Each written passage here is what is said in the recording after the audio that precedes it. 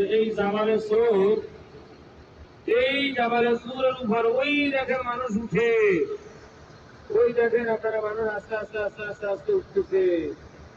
নজর করেন, দেখবেন ডান দিকে নজর করেন। ওই পাহাড়ের একদম উপরে, একদম পাহাড়ের চূড়ার একটা ছোট গর্ত আছে। কি আছে বলেন?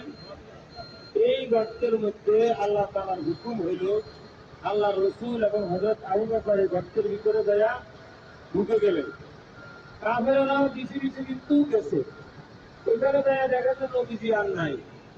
হ্যাঁ গেল তো, এই যে দেখলাম সামনে, এখন গেল। দেখেন আল্লাহ কি পারে, আল্লাহ পরীক্ষা। ঘটনা বলা হচ্ছে মক্কা জাবালে সূর।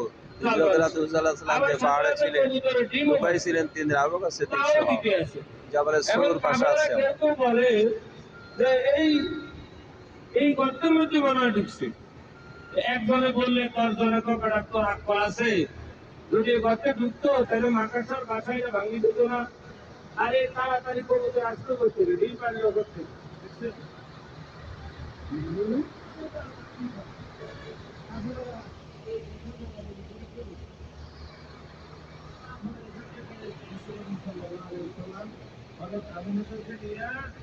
ওই মসজিদে কোবা, মদিনা শরীফে গেলে আপনাদেরকে নেওয়া হবে, ওইখানে যাই অবস্থান করছে। সেখানে মসজিদ হয়েছে, মসজিদে কোবা হয়েছে।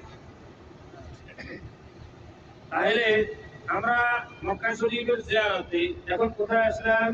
জাবালে সূর। জাবালে সূরের ঘটনা কি?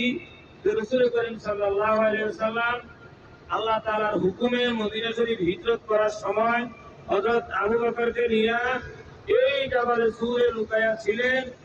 এই জাবালে সূরের মধ্যে ইবাদত করছে, এই জাবালে সূরের গর্তের মধ্যে কবুতরে ডিম পাড়ছে, মাকাসায় জাল বাঁধছে। এই সেই ইতিহাস।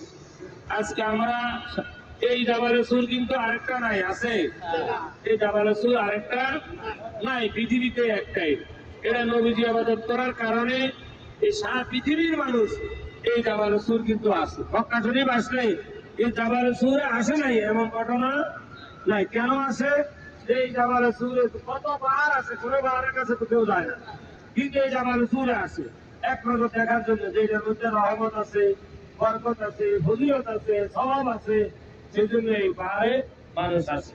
আলহামদুলিল্লাহ, আমরা সারা জীবন শুনেছি জাবালে সূর, জাবালে সূর।